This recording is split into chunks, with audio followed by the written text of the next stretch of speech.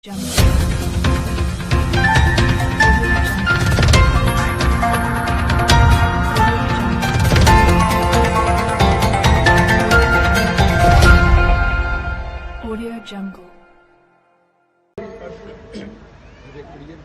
લોકસભાની ચૂંટણી એટલે બહુ મોટો વિસ્તાર આવે છે.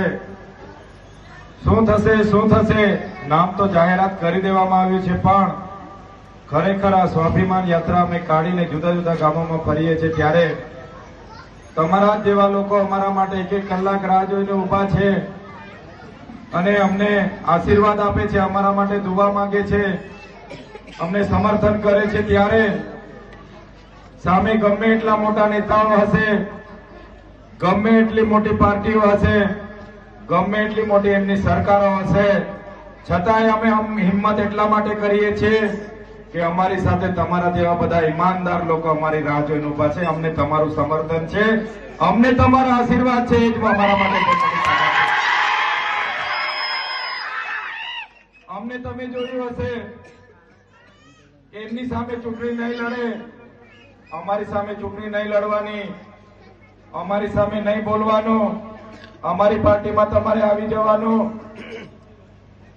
આવી નીતિ, આવી ધમકીઓ દ્વારા અમે એ લોકો સાથે ડર્યા નથી, એ લોકો સામે બેઠા નથી. ત્યારે અમારા પર પણ ખોટા ખોટા કેસો કરવામાં આવે છે. તમે મોબાઈલમાં બધાએ જોયું હશે. પણ એમને પણ હું કહેવા માંગુ છું, એમના 2-3 લોકોને અહીંયા મોકલેલા હશે. કોલિયા ગામમાં ચૈતરભાઈ આવે છે, શું બોલે છે વિડીયો બનાવી લાવજો. કેટલા લોકો ભેગા થાય છે, હશે ને અહીંયા 2-4 જણા હશે કે નહીં હશે? તો એ લોકો तुमको क्या लगता था नहीं लौटेंगे, तुमको क्या लगता था नहीं लौटेंगे? गलत. जब तक तोड़ेंगे नहीं तब तक छोड़ेंगे नहीं. हमको क्या अंडू पंडू गंडू झंडू समझ के रखा है. ये चेतर वसावा है, कभी झुकेगा नहीं.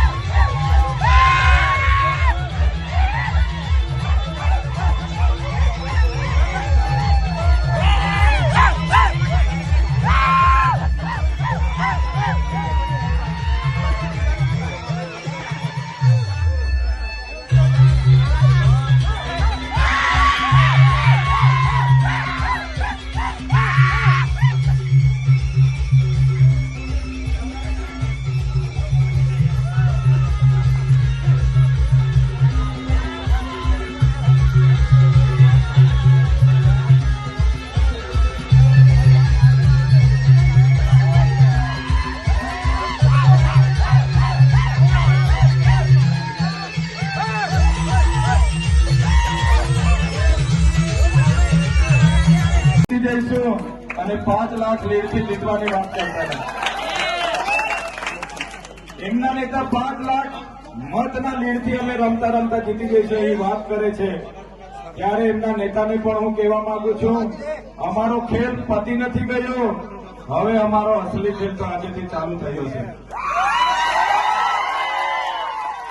મારા પીએને અને મને કહેવામાં આવ્યું કે હવે તમારે ભાજપમાં આવી જવાનું છે, નહીં તો તમારી કારકિર્દી અમે ખલાસ કરી દઈશું.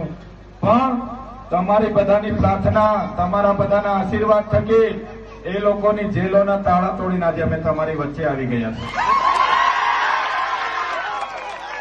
જ્યારે જેલોમાં હતા આ વિસ્તારો